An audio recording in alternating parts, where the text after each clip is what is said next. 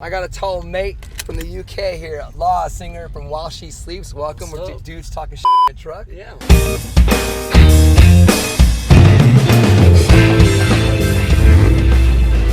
Driving around here in Florida, super muggy, super crazy weather. Yeah.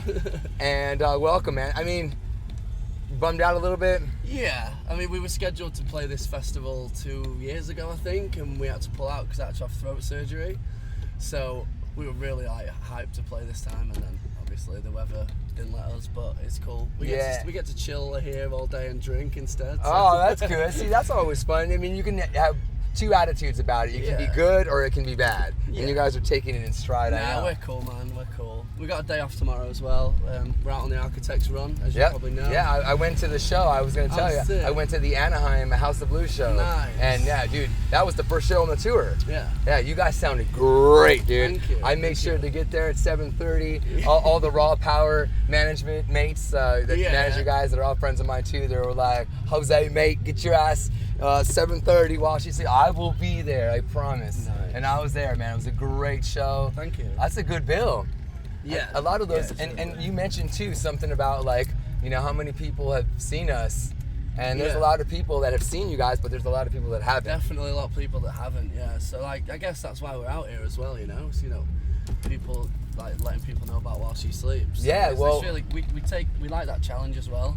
Playing early on and like trying to turn some heads and shake things up a bit. So yeah, it's cool. It's a really good bill. But we've been, you know, spreading your music pretty big time on satellite radio here in the States. Yeah, man, I'm a big fan of the new album and the prior album, and one of my favorite songs is Four Walls, man. Yeah. That's a jam. Yeah, I remember when we met last time, you were saying that's like one of your favorite jams that you used to play. Yeah, it was my #1 song of the year when it came out. Was it 2016, 17? Yeah. Which one? You don't remember? I don't know. I don't remember either. You should know it's your band, dude. Damn it. 16. Was it? Yeah, because I do a year-end countdown, a personal one, and then Four Walls was #1. Yeah, thank on you mine. so much, yeah, man. and then I think one of the first time I met you guys was out in Cleveland at an award show. That's right. Yeah, and I sang. I think I sang a song to you guys a cappella right there, and then you kind of looked at me like, who is this crazy dude that is singing Four Walls right now? I loved it, man. I loved it. Yeah. Yeah. So I mean, craziest like. You guys are getting bigger and bigger, so you must have now gathered up some crazy fan experiences or some crazy run-ins. Maybe it's a mad, I don't know, an ex-girl that that used to do you and now she doesn't and she's mad. I don't know. I mean, and now she's stalking you, or is there crazy stuff? Like, I think While She Sleeps is pretty lucky. Like, we don't get fans that go sort of super crazy and go really, really creepy. The general sort of across the board with While She Sleeps is that our fans are pretty cool. So I guess in that respect we're pretty lucky. We're always meeting people that are like, dude, I'm like not gonna like jump on you or anything, but like I love your band, which is nice. It's a lot nicer than it being too intense and not being able to hang out and in fear of it being a bit crazy. So that's cool. But like we have a funny story recently. We sort of put up a band shot of ourselves, and we've been in touch with this family. And from like the youngest being sort of 5 years old or something to the oldest member of the family that likes a band is like a granddad, you know, like a grandparent. Spanning generation. So yeah, it goes, there's about 6 of them. So we put a photo out the other day, and then Matt, our guitarist, commented on it being like, why, I've only just realised, but why does everybody in While She Sleeps have the same facial hair? So within he commented on that, and then like loads of people liking it online or whatever, and then within like 10 minutes this family had all dressed up as us, made fake beards, drawn all the tattoos on and everything like that. So you know, like that's cool. That's funny. And that's I felt like dedication. They had a family crafts day where we just, like, got dressed up and like flipped it around, but that was fun, you know. So like I say, we're lucky. Our fans don't go too mental. I wouldn't want to out anyone for being super crazy. And what about the guys in the band? Is there anybody that belongs in a mental institute? All of us. All of you guys? Yeah. Are you the craziest one? Because I mean, I follow you on socials, and I see. I mean, you get to do a lot of cool stuff. Yeah. I mean, what about the other? I mean, I think that what makes While She Sleeps is the fact that every single member is a bit of a nutcase. we're not normal for sure. You know, like in some bands you'll get someone that's crazier than others. I think. And there's a responsible one. There's a smart one. You still have those guys. There's the slut one. There's the drunk one. There's the everyone's got the. So what Definitely. are you? Which one are you? Probably the drunk one. Yeah. Yeah. More than anything else. What about the other guys? What would they be? They were like sleepy, bashful, like the Seven Dwarves or whatever. But yeah, we have a member that each has their role in Sleeps, and without those guys, it wouldn't be the band that it is. Yeah. Definitely. So like, you know, it's cool. We've all got our little. I like that you guys all sing too, like on a professional note too. Yeah. Like that's one of the things that really attracted me to While She Sleeps is the fact that the first time I saw you guys were all singing. Like pretty much most of you guys had a microphone in front of you. So. Yeah, I think that just comes from we've always liked the really anthemic stuff, and like, you know, like even going to like you call it soccer, like a soccer match or whatever. Yep. That feeling of unity when loads of people sing together.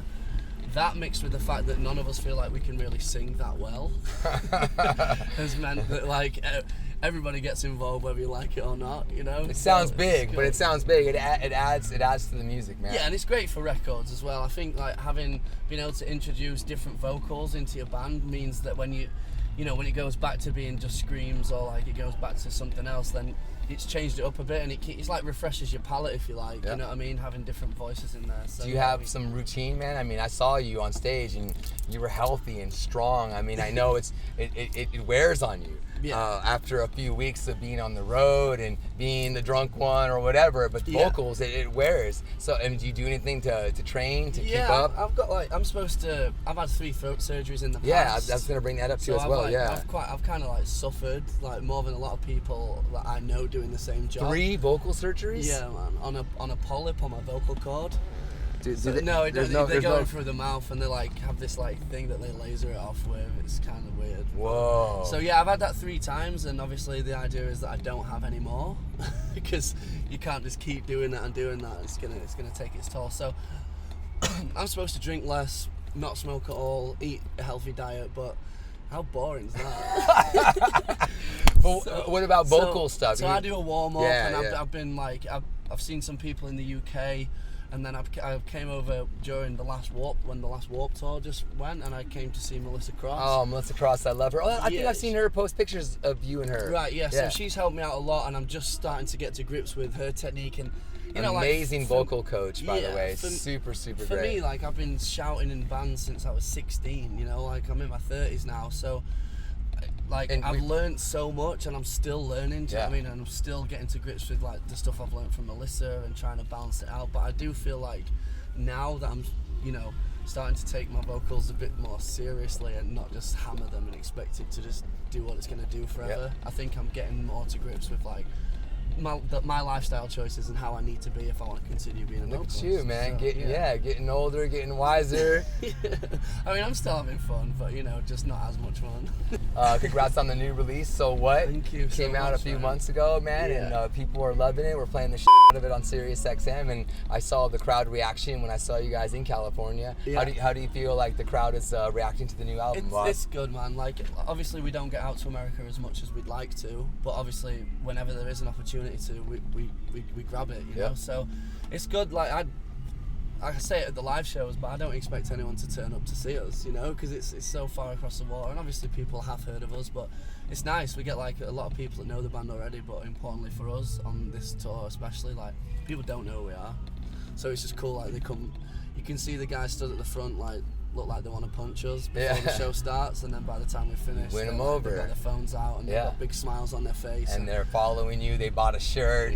All of a sudden they're following the band on Instagram. So it's nice, man. Like loving it, and like I said, like the album's gone down really well.